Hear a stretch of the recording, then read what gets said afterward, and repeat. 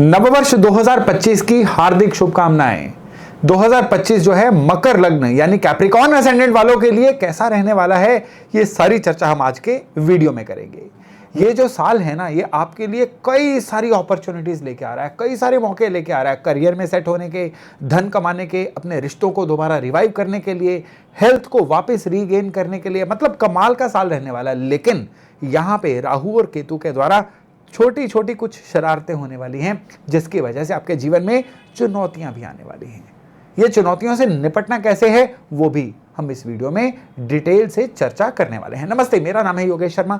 स्वागत है आपका happy life with Yogesh Sharma में। और दोस्तों, इस वीडियो में आगे बढ़ने से पहले एक विनम्र निवेदन कि अगर अभी तक आपने अपने इस चैनल को सब्सक्राइब नहीं किया है तो कृपया सब्सक्राइब जरूर करिएगा और बेल बटन दबाना बिल्कुल मत भूलिएगा। कैप्रिकॉर्न यानी मकर लग्न, ये अर्थ साइन में से, पृथ्वी राशियों में से तीसरे नंबर की राशि है।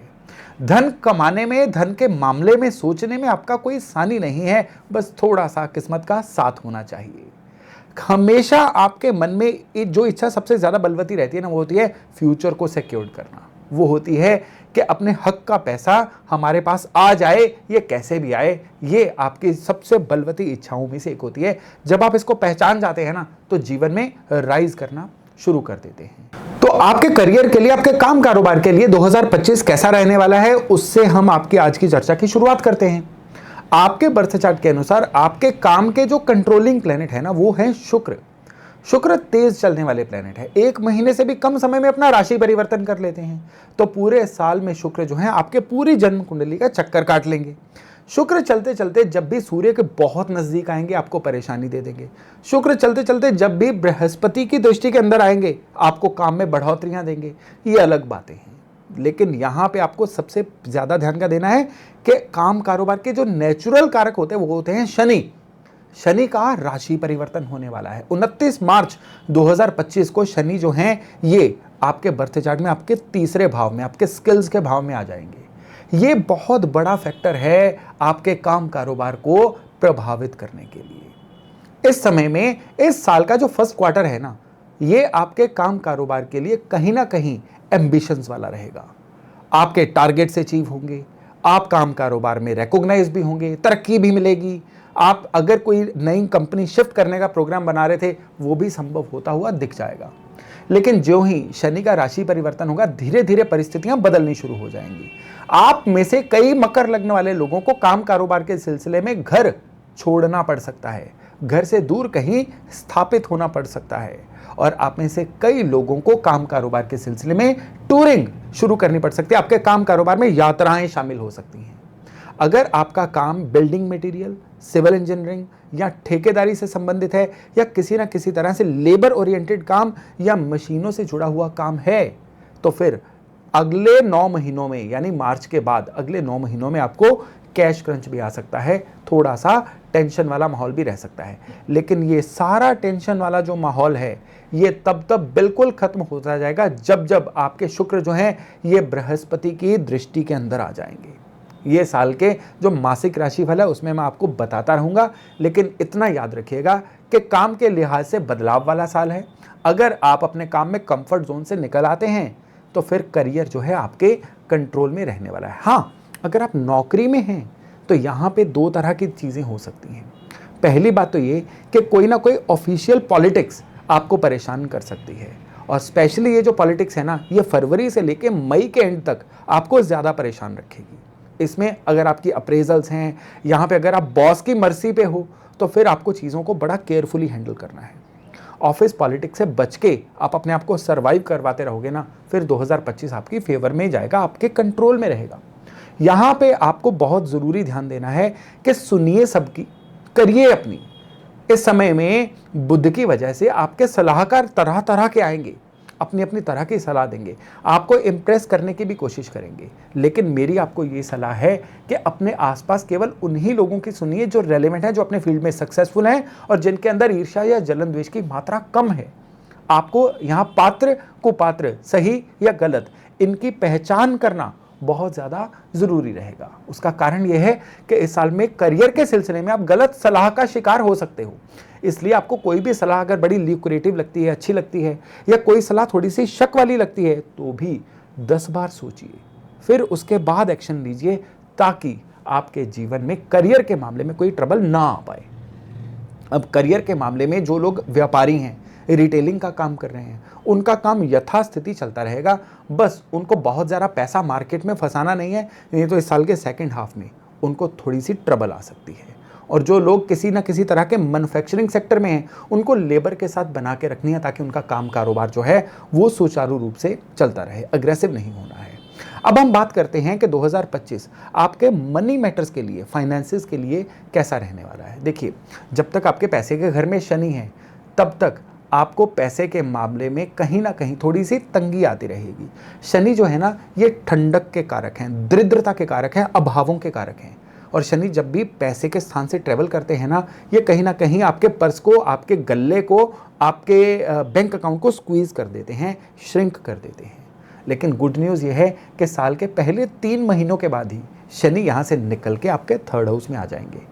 तब आपको एकदम से धन कृपा रिलीज होती हुई महसूस होगी। और सबसे बढ़िया बात क्या रहेगी कि आपके जो बृहस्पति हैं, ये अब आपके पंचम भाव से छठे भाव में आ जाएंगे। Wonderful combination.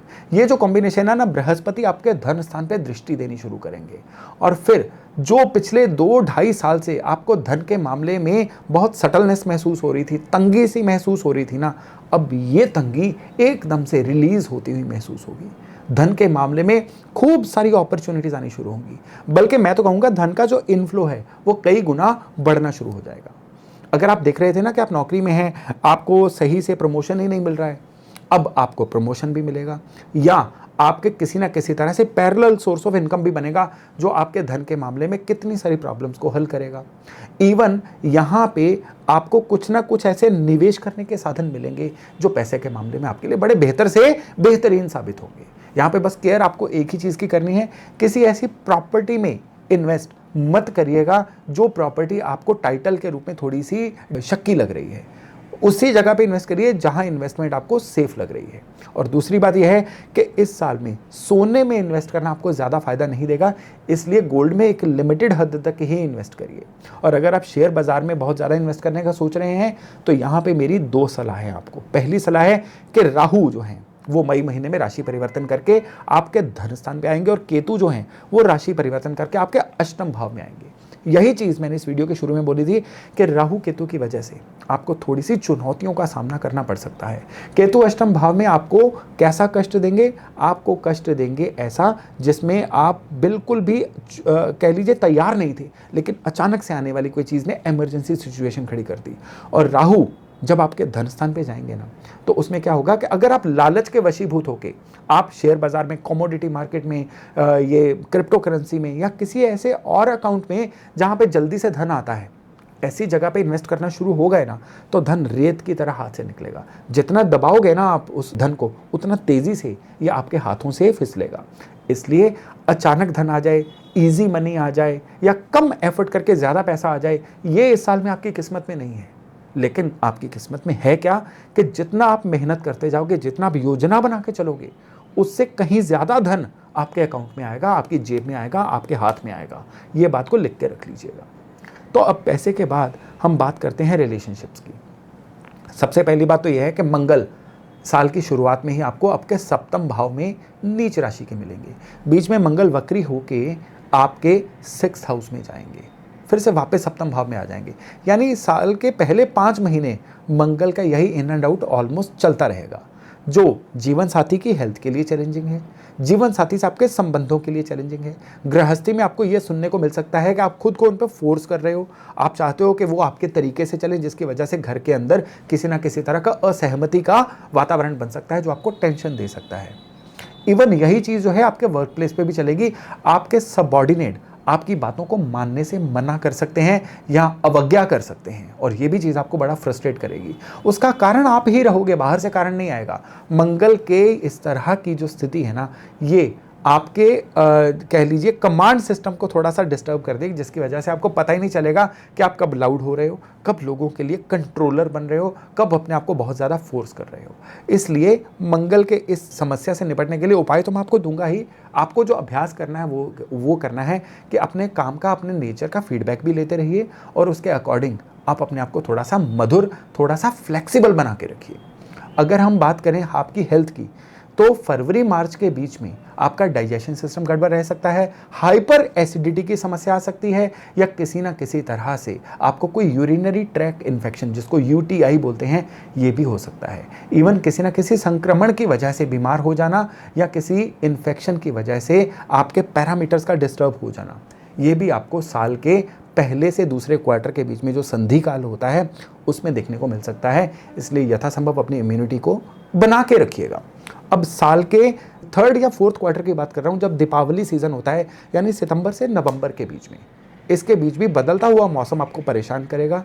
उस समय में आपको हेयर फॉल की समस्या भी आएगी, उस समय में स्किन की ट्रबल्स भी आएंगी, और उस समय में मौसम की वजह से खांसी, जुकाम, ब्रोंकाइटिस, ऐसी दिक्कतें भी आ सकती हैं। इन चीज़ों को हटा के रखें तो फिर ओवरऑल जो आपकी हेल्थ है वो सही ही रहेगी। और वो विद्यार्थी जो किसी ना किसी तरह से एकेडमिक्स या कंपटीशन दे रहे हैं, और या जिनकी लाइफ में सब्जेक्ट सिलेक्शन का समय आया हुआ है, वो कन्फ्यूजन का शिकार हो सकते हैं। उनको अपनी कैपेबिलिटीज़ पे भी शक हो सकता है, या एक की जगह पे 4-4 ऑप्शंस दिखने की वजह से वो कन्फ्यूज़ रह सकते हैं। तो ये जो कन्फ्यूज़न है, दरअसल ये केतु द्वारा दी गई कन्फ्यूजन रहेगी। और उससे निपटना कैसे है, चलिए उपायों की बात करते हैं।